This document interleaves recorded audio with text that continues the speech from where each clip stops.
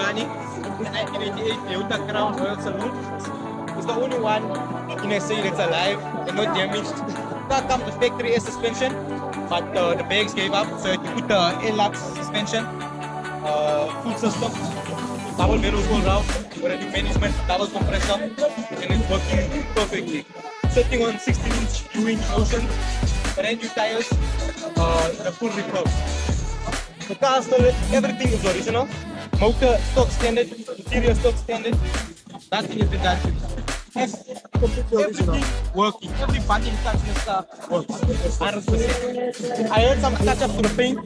My future plans were to maybe work the motor a little bit more, see what we can push out. Maybe run power mode management, and we'll see where we go from there. Tell me what is your top picks besides this from the show? What cars you like? Yeah. What cars I like? Yeah. The S2000 sticks out to me. Okay. The E30 Mafia, of course, E30 Mafia is the best. Yeah. Left and drive. There's two run extras from Botswana, very unique and hard to come across. But those are beautiful cars here, and I respect every man's work. I appreciate them coming out, showing their rivals. Yeah, 100%.